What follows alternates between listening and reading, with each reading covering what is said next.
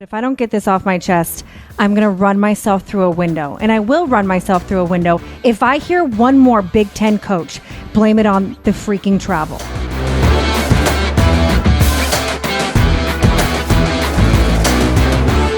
Welcome to The Audible, presented by Trader Joe's. I'm Stuart Mandel. I'm back for the first time in a while, it seems like. I'm joined by Bruce Feldman and Ralph Russo. Every episode of The Audible is on YouTube now. So check us out at Audible Show. And on Sunday, our weekly recap shows are live on YouTube at 11:30 a.m. Eastern, 8:30 a.m. Pacific, as we break down the weekend's games.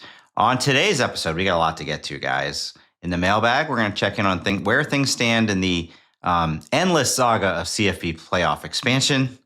Our friend Kris Budden at ESPN had an interesting rant the other day about travel excuses. We're going to get into that. There's some news about the new transfer portal windows. But first, guys, the question everybody is asking, what in the world is going on with UNC and Bill Belichick? Bruce, you had a little scoop about them this week. What's going on there? Yeah, for starters, we reported on Tuesday that one of Bill Belichick's assistants, Armand Hawkins, who is the cornerbacks coach, and he had come with Steve Belichick, worked under him at Washington, and he was hired this offseason, and he has been suspended, sources tell us, for they're looking into whether he provided extra benefits to one of the players, and one of these players who had come with him from Washington. So, there's just a lot of things that are going on around Bill Belichick's program. Obviously, the product on the field has been dreadful. They have an open week this week before they play next Friday night at Cal.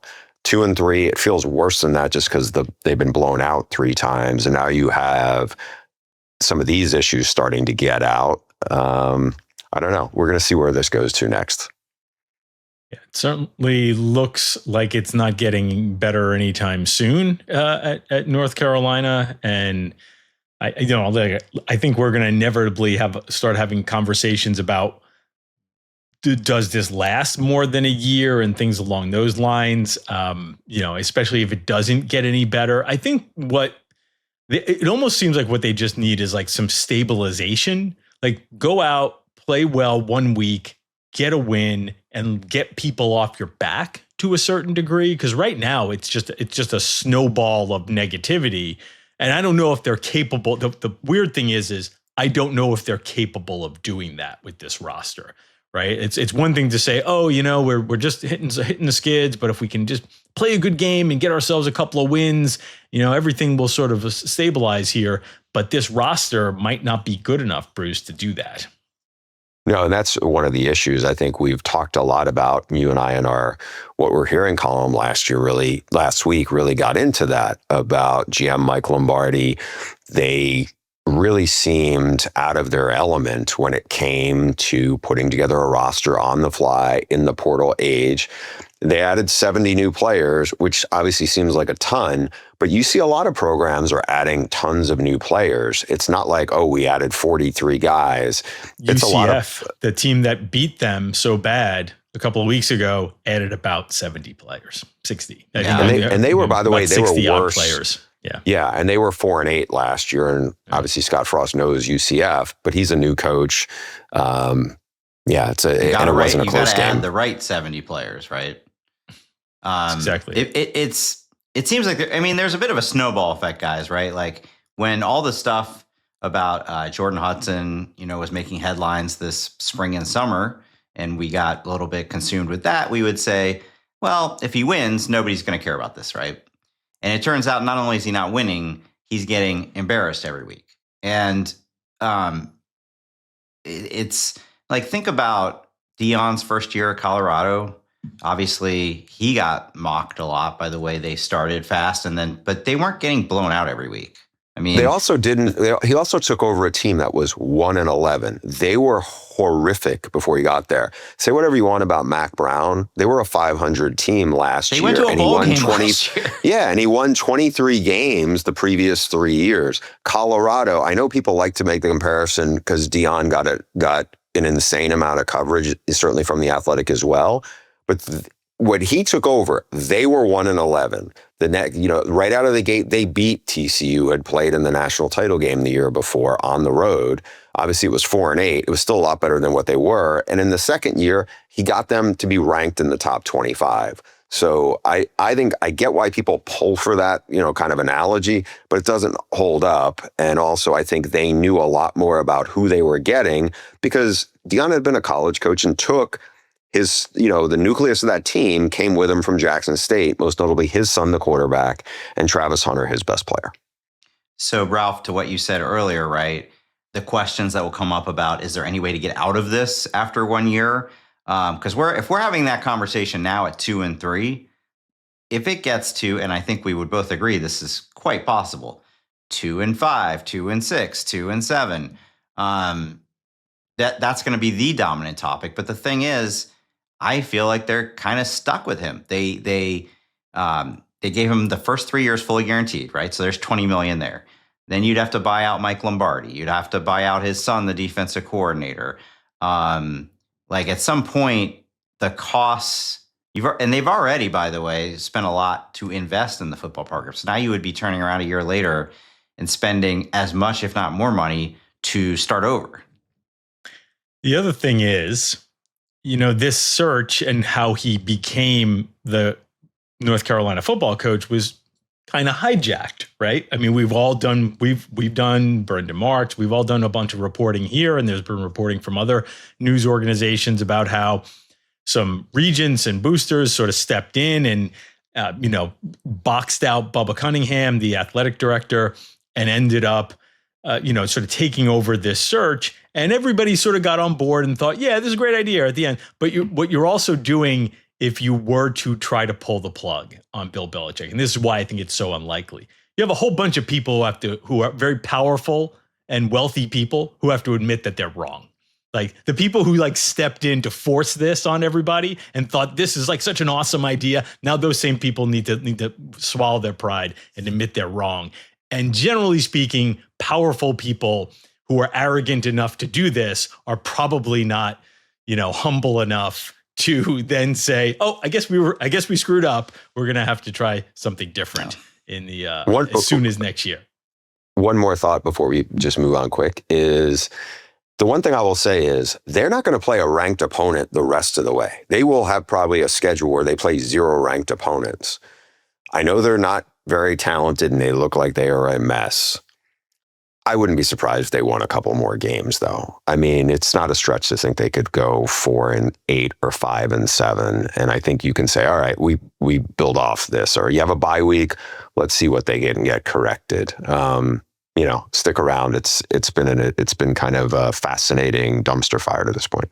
Yeah. The good news, bad news on that, though, is you just lost to all those unranked teams. But Clemson's way more. But Clemson is much more talented, no doubt, than anybody they're going to play left. No doubt. Okay, there's some other things in the news. You want me to handle this, Stu, or you got anything else you want to add to this conversation? I was just going to say real quick that unranked or not, Virginia is a lot better than them, right? The only team the game I would think is circle your calendar. UNC can win this is Stanford at home. Other than that, it's hard to see unless they're going to have some sort of UCLA type resurgence, but they do not have a Nico on that team. All right, yes, get to the news. Or Jerry Neuheisel. Yeah. Right. So some news and notes. And the NCAA yesterday announced that they're adjusting. They've voted to adjust the FBS portal window. This has been a slow churn, right? Because that's the way the NCAA works. You have a recommendation, you tweak the recommendation, then somebody approves the recommendation, and finally you rubber stamp the recommendation. So one portal window in FBS now. No longer, we removed the April portal window. That's very important because that was driving people crazy. Honestly, like done with good intentions, this idea of like, well, after spring practice, then people can kind of assess, but it just became two free agencies, right? You had these kids who were basically having their agents call up and say like, hey man, like, can we renegotiate after we just negotiated a contract in January? So one portal window, 15 days in January. The other interesting adjustment, we kind of knew that one was coming. The one that we didn't realize quite was really in the works was the coach's exception, which is when a coach gets fired. The way it used to be, or the way it has been, is coach gets fired immediately after 30-day portal window for everybody on that team. Well, that became chaos too, and probably was too much. All they realized, right, is like these windows don't need to be this big because this stuff gets done a lot quicker. Now it's a 15-day window. I think it's 15-day window after the new coach gets hired. So I think those are pretty significant differences, which I think a lot of folks, Bruce, hope will like tamp down the craziness of constant free agency. Yeah, and it's that feeding frenzy part because, like, I think there was a couple of details. And the one you said is after the new coach gets hired. I think what you're trying to say is, hey, give the new regime a chance to get its feet under them. And I think that is a key distinction to make. So we'll see how it all works out. It doesn't mean people won't be back channel operating and dealing, because we know that still is a big thing. I think people are naive if they think these kids are just going to wait till January 2nd, right, to figure it out. They'll spend December, their agents will spend December calling coaches calling them. And when the portal opens on January 2nd, you'll just see an immediate flood of kids who not only entered the portal, but then announced 6 hours later that they've committed to such and such school. But that's not that much different from NFL free agency, right? Isn't there that like legal tampering period in the NFL where, and the day NFL free agency starts, you have Diana Rossini and Adam Schefter and Ian Rappaport just like, rat-a-tat-tatting 1,000 different signings because the only difference here, in though, the pipeline. Yeah. The difference, though, with college is like, if these kids want to actually take visits before they commit somewhere, that they won't be able to do till the portal window, till they officially go in the portal. True. So because they're not officially allowed to be recruited. Yeah. And so, maybe that part's already lined up. All I know is like nobody's going to be going in the portal on January 15th. At that point, it's too late. If you want to enroll somewhere else and in time to be in part of spring football, you're going to need to do it in that earlier part of the window. And the other thing we should probably also mention, like everything else attached to the NCAA right now, somebody could sue about this too. Like none of these rules are above challenges from a lawyer who just decides that their client is getting the short end here. The other thing too that we saw is like the portal itself isn't real, right? Because to a certain degree, you could just do what Xavier Lucas did when he left Wisconsin, which is to say like, I'm just not going to your school anymore, and I'm going to enroll in a different school. Because ultimately, if you're just a student, why can't you just do that, right? Like nobody can stop another student from saying I'm unenrolling from this school. I'm going to enroll in that school. So, as with everything related to the portal and the NCAA right now, there's always a little bit of uncertainty every time a new rule is made. All right, now for my favorite topic of the week, the CSC, our friends at the CSC. If you know what, that's the College Sports Commission. They're the ones in charge of enforcing the new house settlement salary cap. They run NIL Go. And they announced on Wednesday that they have established a Snitch Line where anybody, not just coaches, players, anybody can anonymously report a violation if they suspect somebody is trying to circumvent the cap. Bruce, will that work? I mean, the NCAA actually had some version of this before too. So take it all with a grain of salt, I say. Yeah, Snitch Line. I don't know. I kind of feel Don't you like think it'll be immediately overtaken by like somebody will put the phone number on an Ohio State message board, and they'll all like 5,000 people will call to report Michigan for something, and vice versa. Yes, that's a good point. That is a good point. It will just be a bunch of Auburn fans calling in Alabama for doing this, that, and the other thing. Hey man, they got a tough job over there. I'm trying not to pile on. It's this enforcement system of basically like it's still a little bit like the NCAA, which is like the enforcement system is an honor system. We kind of need y'all to just like buy in and enforce things yourself. And what's worse about it, though, or what's harder about it, is you have way more people involved in the process now than the NCAA did, because you have all these third-party people who've essentially been legitimized by what's gone on for the last 5 years. So now all of a sudden you got people who really don't have any kind of they're not under your jurisdiction the way certainly coaches are. So much different. Right. It's just amusing to me that people complained in college sports for years about how toothless the NCAA enforcement arm was, and they don't enforce anything. And from what I can tell, Ralph, you know the details on this. As understaffed as the Indianapolis people are, there's like 4 people right now that work in CSC who are responsible for overseeing I don't even know how many thousands and thousands of, because they don't just look at like anytime there's a transaction, anytime a kid does an autograph signing for $1,000, it has to go through the clearinghouse, right? Yeah, and like I think the thought was it was going to be kind of an algorithm, and the computer, like you would just like slip, like put in a couple of details and bing, yes or no, but because these deals are a little more complicated, you literally have to have people looking at them and making complicated decisions. They are understaffed. Last time I heard, it was about 4 people, but they're trying to ramp up. The other thing, it's also very super important to explain here, because I think it's fair. This is a creation of the power conferences, right? This is something that was created through the settlement, through the House settlement, by the ACC, SEC, Big 10, Big 12. Pac-12 was involved in this too, because they were still part of the settlement, the lawsuit. This doesn't have anything to do with the NCAA. So if you're upset about what goes on with the CSC, don't blame the NCAA. In fact, the NCAA is sitting back going, yeah, now you'll find out how hard we had it for a couple of years. You didn't want, you always, just as Stu said, you always complained about us. We didn't do this. We didn't do that. We could do it better ourselves. Okay, here's your chance to do it better yourselves. Have fun with that. And we'll be right back after this quick break. All right, so last weekend when Penn State lost to UCLA in shocking fashion, you might have heard the clip of James Franklin. He was listing a bunch of reasons why that might have happened, and he mentioned travel. And I think some people took exception to that. He's not the first coach, by the way, by any means, especially in the Big Ten, to complain about the travel. Kris Budden, who we all know and love, ESPN sideline reporter, she's also on SiriusXM. She had something to say about that. If I don't get this off my chest, I'm going to run myself through a window. And I will run myself through a window if I hear one more Big Ten coach blame it on the freaking travel.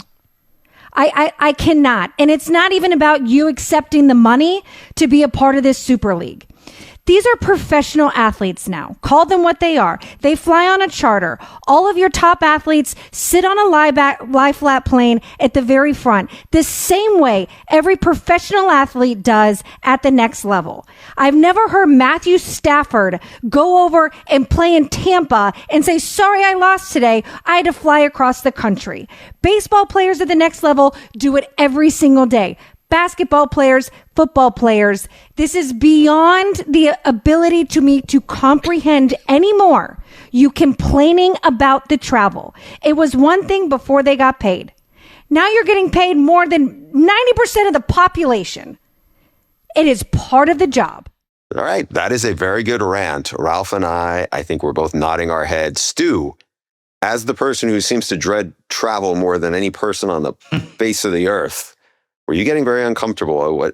Did you feel like she was singling you out and she was channeling our editors towards you, or did you think it was just about Big Ten coaches? First of all, I wrote about this in my written mailbag today. I think both things can be true, right? It is an excuse. Nobody wants to hear what does James Franklin make? $8.5 million. Nobody wants to hear James Franklin blaming this awful loss on the travel.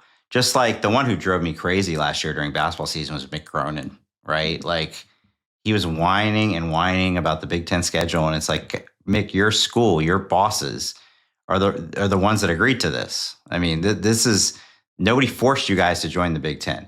Okay. So there's me on the excuses. That being said, I do firmly believe that travel effect on games is real. And the numbers back it up. 8 and 20 Big Ten teams that had to travel multiple time zones last season, were 8 and 20. And they missed the point spread by an average of 2.2 points, according to our colleague, Scott Docterman. So there is a reason why home field advantage is worth 3 points, right? It's not just that it's loud in the stadium. It's that traveling to go to a game and being in an unfamiliar, like it just in all sports, right? I think they've done like literal medical studies on this, moving around and having to go to a game as opposed to being at home and being really comfortable is beneficial. So yes, of course there has to be something about the travel, but I do think Chris's point is very good in terms of like stressing, like, this is a new thing for college football. In the pros, it's just sort of accepted, right? And they're doing the same things in the colleges at the pros now. You know, some schools are tweaking a little bit, right? I think USC tweaked its travel routine a little bit this year. Maybe Penn State went out a little early, but I find it to be more of an excuse. And I know you've got some good numbers there, Stu, but I still think we're dealing with small sample sizes and nothing more than just, like travel. I would just be interested to what that looks like compared to road games in general. If we just took that sample size and compared it to what generally speaking, what performance looks like on the road, is it that much different if you make it a longer road trip as opposed to a shorter road trip? Ralph, you're going on a long road trip this weekend. I am. To Oregon. Tomorrow. Yes. Yes. It's a good thing you don't have to write your story till the end of the game, because if you had to do it in the first quarter, man, if you're like these football teams, slow start. I'm also going out a little early to get adjusted. And seriously, like I did plan a little bit of like, some of it is like schedules and, prices and things along those lines. But I did decide to, I'll travel later in the day on Thursday as opposed to early Friday, because it will give myself a little time to adjust, and B, a little time to do some work when I'm on the ground there. How much do you guys think it is a factor, or if at all, of this speak it into existence thing, where if coaches start talking about it, you hear it, we're talking about 19, 20-year-olds, whether they're professionals or not. In this case, they now are, essentially, as Kris pointed out. But with that, it becomes impressionable and it gets in people's heads about what this is like. Clearly, Oregon and Dan Lanning, whiteout or not, they were dialed in and ready for whatever, right? And they've handled it well. I think, not to give Stu a pass on this, but I think some of the logistics of Stu's dread of travel is more about, not about the actual job, but it's about all the stuff that goes Bruce, into it. I go to Europe and stuff, right? Like I'm not opposed to getting on a long flight, but I will say it's different when you have to. I mean, you know what I've never been able to do? You have to do something though. You don't sit there out on a veranda with a hat on, smoking cigars, sometimes drinking my wine. wife will fly, if she has to go to New York for work, sometimes she'll fly a red eye and go straight into the office. And I'm like, are you kidding me? How? Yeah. But I guess I'm just not adaptable. These teams are traveling. Like, I mean, we're all flying coach. I mean, maybe not Bruce, but we're all flying coach. But I don't think these teams are not traveling in the way we travel. I don't think it's about and they should. Comfort. It's just the effect of time zone change on your body. Bruce, you used to, if I'm not mistaken, when you were at CBS, you used to fly from LA to New York every weekend. I did. I would fly. Yeah, it was funny. I would fly all day Wednesday and then get there and be on studio. Like we were on, nobody was watching us, but we were on at CBS for like 15 hours on Thursdays and then like 18 hours on Saturdays. And then first thing, like crack of dawn, even before it was dark, I would head to the airport and make the trip back. And I just remembered my first weekend at CBS after I left ESPN, I did this, and I still like all my colleagues from my CBS days, and it was an awesome group to work with. But I remember I got home, and I was just thinking to myself back in LA, I was like, man, I got to do this every week. I made such a big mistake, choosing this over Fox, when I made the decision, because honestly, and I'm way younger than I am now, and it was pre-kids, but I was just like, ooh, this is a lot. And in those cases, I was traveling well. I mean, it wasn't like I was traveling coach for CBS. So, and they treated us really good. But there is something to be said for all of that. But again, I also wonder if it becomes a very psychological thing that the more it gets talked about. And honestly, whenever Lincoln Riley or James Franklin tend to say something and it pops up on social media, it gets sticky. Like literally it just gets regurgitated and people see it. Like, I'm not saying that if Ryan Day, said something after, if they had lost to Washington, which obviously they didn't, they played well. But if, you do one of these trips, certain coaches, when they say anything, it's going to be like, yeah, you better not say that. Whereas I think if, Kirby Smart played Washington or played Oregon and lost, I don't feel like if he said it as much, I could be wrong, but I just don't think it would get the traction that if Lincoln Riley or James Franklin say something.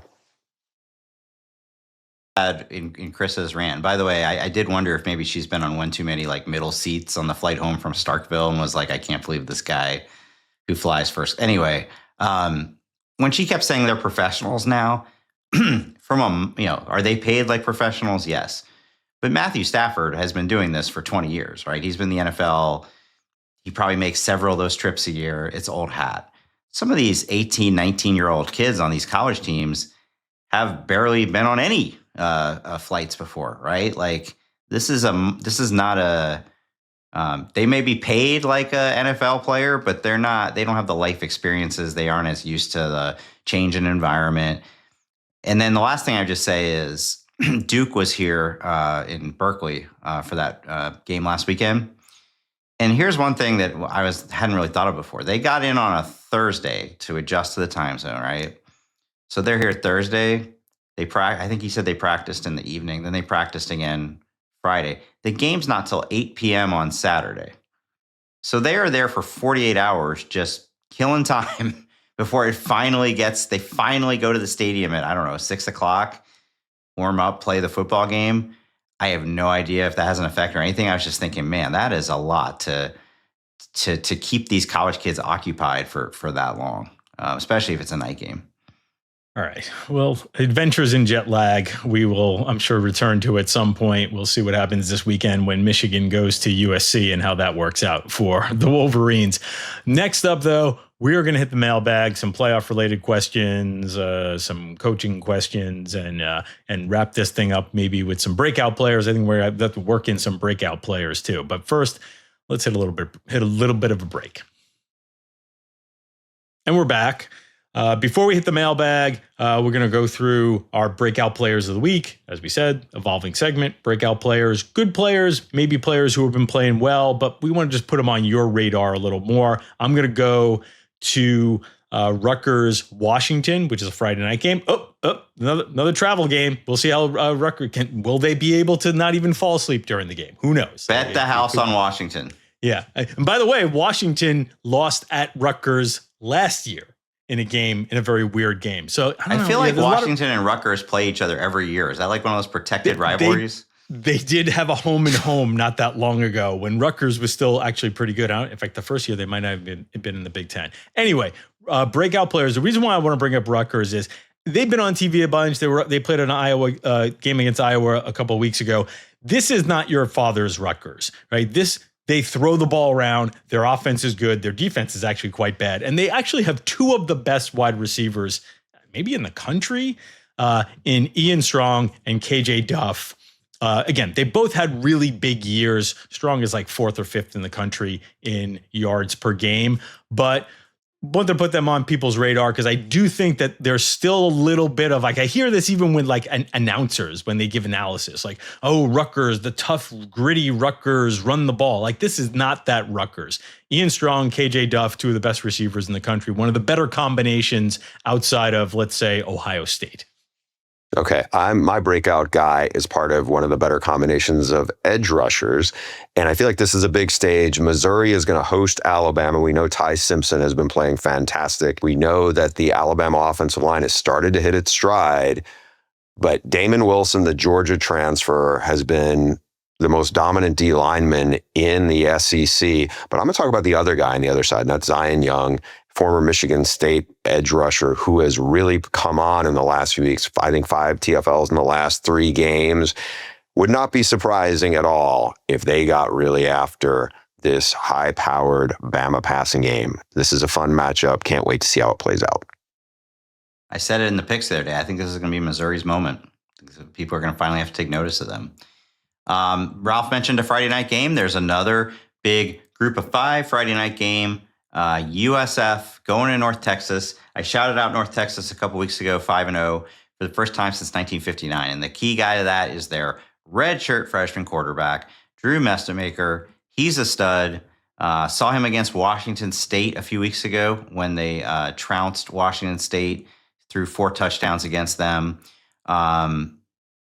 You guys love, who do you like in this game? I got the mean green. Well, since you didn't watch the last episode, you saw that I picked the other team as the upset team, but that's okay. Oh, geez. I did listen to that episode. I guess I forgot. You muted me. It's okay, Stu. I deserve okay. it. You know what? I did. I stopped watching after you guys were just like went in just a few too many times about the manor and the estate and all that. No, that was all Ralph, by the way. That was mostly me. Yeah, as I understand. Well, listen, I mean, he barely pays attention to you when he's on the show, Bruce. You know, duly noted. So when he's just listening back, clearly he's going to tune out.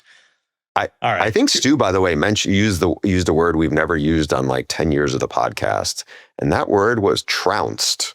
We get clobbered a lot from Stu. Trounced, I don't know if I've ever heard. I've heard it before, but just not on this podcast. Yeah, part of my vocabulary, I think. Trounced is a good one. Okay, well, we're gonna go to the mailbag. We're gonna start with who's reading the first question? I've lost track. I think here. You guys have run this thing off the rails. Yeah. Okay. What you got here, Stu? Well, first of all, as always, you can send your questions to the audiblepod@gmail.com. Our first question is from Michael Johnson, Winston-Salem, North Carolina. Oh, before I get to this, actually, just a few tips to people. If you're trying to get your email read on the air because, you want to win that $12 Trader Joe's gift card. First tip, clear subject line.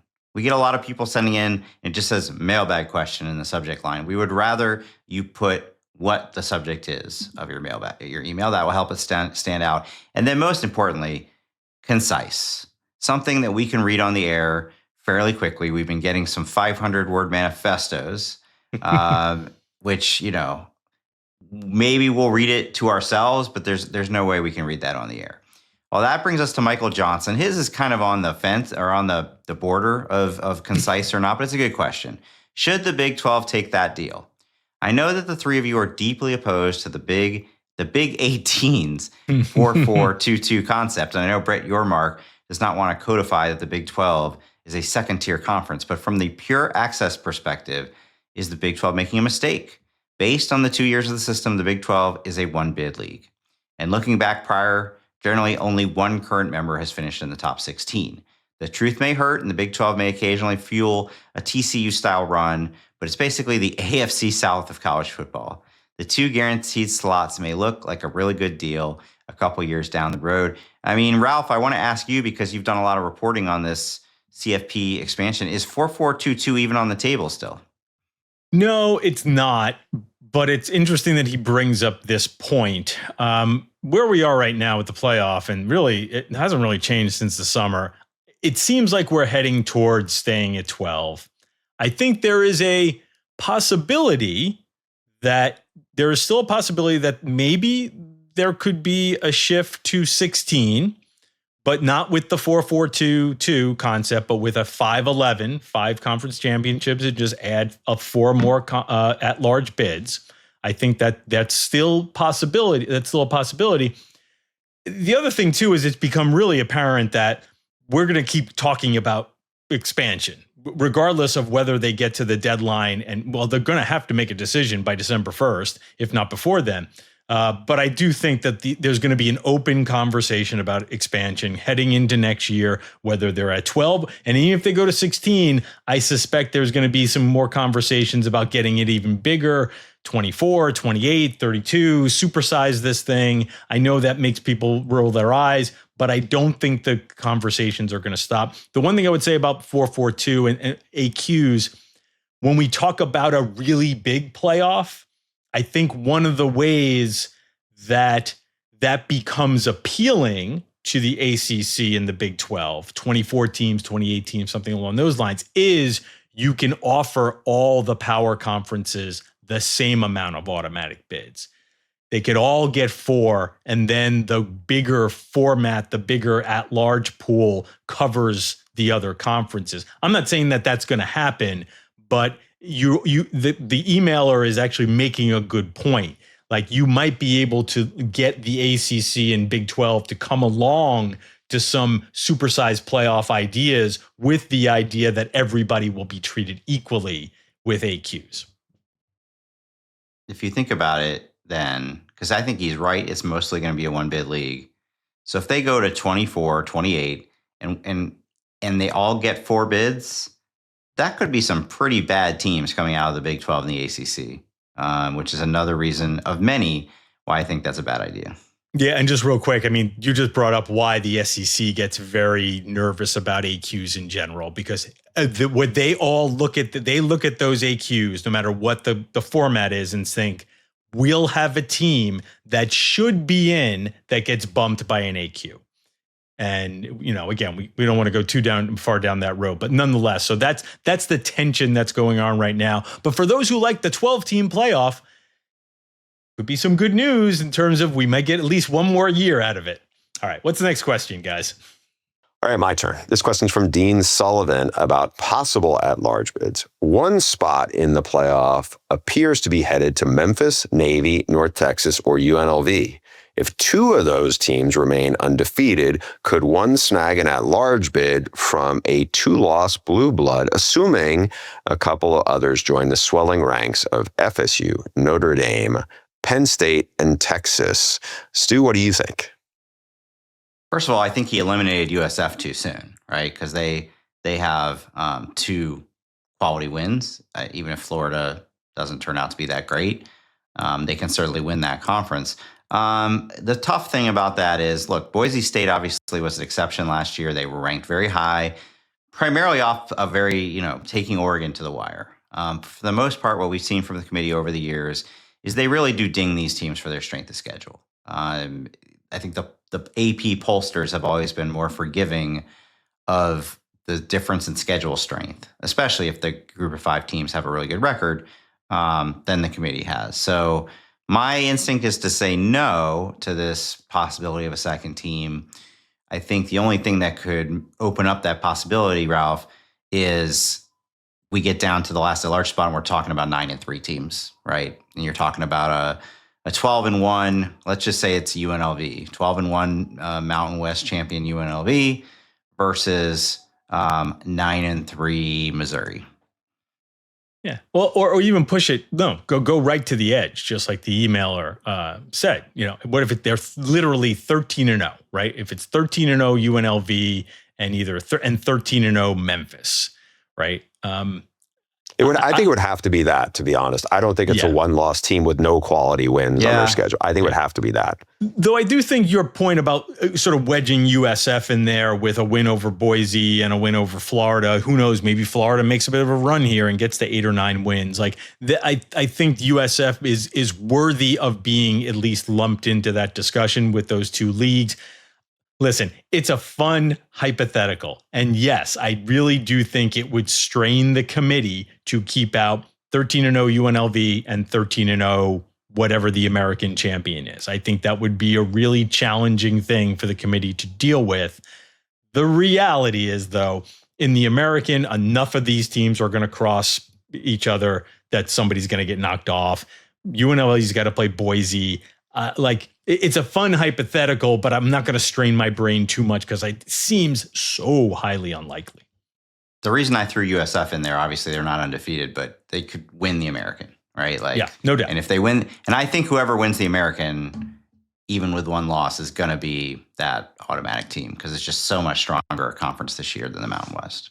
And they have the card to play, right? Our USF beat Boise, right? Assuming Boise is at least in the mix, right? And their one loss is to a really good Miami team. That's true. Yeah, maybe the best team in the country.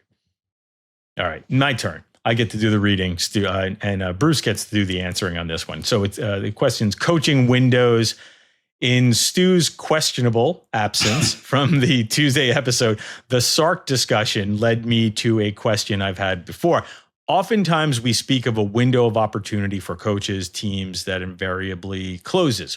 How many coaches have actually managed to climb the summit more than once? Saban not included, as he was almost always good at Bama. Yeah, and then obviously he had a championship at LSU. Dabo certainly thinks he can. This is a good point. But who else would you include as elite in this respect, right? Dabo is literally trying to create another big window of opportunity for championships. Do you think I can't even think of anybody, Bruce, and that comes from Rants from Camus. Rants from Camus. Yes. Yeah. Rants. Really enjoyed what that. state? Can I ask an ignorant question? What state is that in? I don't know. Google's your friend, Stu. Is that all right? Is that a you country? Answer the question. I'll figure that out. Okay. All right. Yeah. Washington. Matt, our producer, says Washington. It's in Washington. Does anybody even fit into this category, Bruce? So I'm if you guys Well, would there is shut one up from and let me very answer the recently. question. Yeah. So here's what I thought. So I started going through, and honestly, the closest two answers I could come up with, one is not an active college coach anymore, and one is. The active college coach is Matt Campbell. He led Iowa State to its best season in school history. They finished in the top 10. I would think that's the mountaintop if you're in Ames, Iowa. Then they fell off. And as we talked about like early this season in one of the episodes of The Audible, he was able to rebuild the culture and change everything, kind of reset it. And they had a really good year last year. Now, look, they may end up 8-4 this year. And so maybe they don't get back to the summit. But even with the injuries, I think that's something, at least compelling towards that point. But the better, more recent answer is Jim Harbaugh at Michigan. His first 2 years, the program had really fallen off. He got them nationally relevant, or back to where we expect Michigan to be, and then they fell off, and he hit bottom in 2020, and restructured his contract. Everybody was writing him off, and then 3 years later, he has 3 straight wins over Ohio State. They win a national title. So I think that would be the best answer. Another one I looked at, just from a historical sense, was Joe Paterno. Joe Paterno had won a national title, obviously in the 80s, and had a lot of top 15 seasons. And then in the 2000s, at a stretch where I think he was like 7-12, and really was reeling. 7-16 back-to-back seasons with one top 25. Sorry, he actually had 4 losing seasons in 5 years at one point. One top 25 season in 5 years. And then in 2005, they go 11-1 and finish number 3 in the country, when I think everybody had said, oh, the game has passed him by. So, I mean, that's a relatively good historical, honestly, in a way different era. But the Harbaugh one, to me, is the most real one. I love the Harbaugh one because you do kind of forget. Yeah. I mean, they were really good. They were, a spot away from beating Ohio State in 2016, 2017 with the Kara Samuel game. I was there. They were all blend into one another. Yeah, I mean, if they win that game, they go to the Big Ten championship game, probably win that, and they're in the playoff. So they were really, really good very quickly in the first few years of Harbaugh. But because they kept losing to Ohio State, that got forgotten. I think that, and just to make sure all the Ohio State fans, yes, we understand that there was a cheating scandal over the last 3 years and they won all those games, but that acknowledged, duly noted. Just want to make sure, because I want to cut off some of those emails at the pass. It got so dicey with Harbaugh that he took the 50% pay cut at one point. What's crazy about that, we all know now 5 years later, the 2020 season was just a complete throw it out aberration season. but a lot of, at the time, like coaches got fired off of it. Harbaugh, that was his, that was what got Harbaugh on such shaky grounds. They were just terrible in those 6 games that they played that year. But it was like, if you could go back in time, you would just say like, you know what, this didn't mean anything. Let's cool our jets. But a lot of coaches got fired off that. One other one that comes to mind for me, but I don't know if it quite fits, is Brian Kelly at Notre Dame. He takes in the national championship game early on. And then they had this 4-8 season in 2016. The yoga year. What's the wait? I don't remember that reference. Remember all the stories coming the next year? Anyway, he'd been doing yoga. Well, he's a change guy. No more red face. It worked. He did yoga. The main thing is he hired Mike Elko, and who was he that year? Right. He made 2 great hires, and he changed offensive coordinators. Chip Long or Chip Lindsay? I'm sorry. I get Chip Long. Right. Which Chip was? I get the offensive. Both guys who spent a lot of time in the South, but Chip Long. Yeah. Now that being said, it was more of a one down year than a long drop off period like the Joe Paterno one. It was a blip. But at the time, people were wondering if he was going to get fired and whatnot. So I do think it's rare. I do think what Harbaugh did in terms of like not only getting a second wind, if you will, but it being even better and more dominant is pretty rare. All right. Who's getting the gift card? How are we going to do this? Getting the gift card? Who are the 2 that are voting and who's going to break the tie? Generally speaking, you've been the tiebreaker, Stu. Are you okay with that? All right, Bruce, go ahead. I like the last question now, in part because it was something I felt comfortable answering, but I felt like that was a good, thought-provoking question rather than, here, Ralph, you can talk about your reporting and get something out of the notebook that's just nobody wants to read. Sorry. I did write that story, by the way, today. What was that shot? Jeez. By the way, Michael Johnson didn't write that in thinking it was going to be an excuse for Ralph to empty his notebook. But I did write a story on The Athletic. If you want to go read it about where playoff expansion, it's not that bad, despite what Bruce says. In semi-full disclosure, I was just honoring what one of our colleagues, Lindsay Schnell, suggested. She was like, hey, I think you guys should rip on Ralph a little more. So, Lindsay, I know you didn't mean it exactly like that, but here we go. I had a feeling Lindsay was beyond. I'm going to see her this weekend because I'm heading into her part of the country. I will say, you know what? I like to disagree because I like to make Stu have to decide. I did like the scenario question with the G5 teams because I do think a lot of people are looking at that, and it's interesting to think about like what kind of a bind that could put the committee in. So I'll take that question. Ooh, it's a tough one. I actually like all 3. Is it? I've been going, as you've been talking, I've been going back and forth, but I do think I'm going to side with Bruce. I'm going to take Rant, both because that question, gave us an opportunity to go back and think about, talk about coaches from the past and whatnot, but also because it's very rare that I hear of a city for the first time, right? Like we've been all over the country at this point. You don't usually hear about, what's Camas? Where is that? Oh, it's in Washington, you say. So, and now we're going to find out exactly where in Washington because, Rant, you need to email your mailing address to theaudiblepod@gmail.com. Everybody else can email your email questions to theaudiblepod@gmail.com. And we will be back to break down this week's games. I cannot believe it's already week 7 at 8:30 a.m. Pacific time, Sunday, live on YouTube at Audible Show. See you then.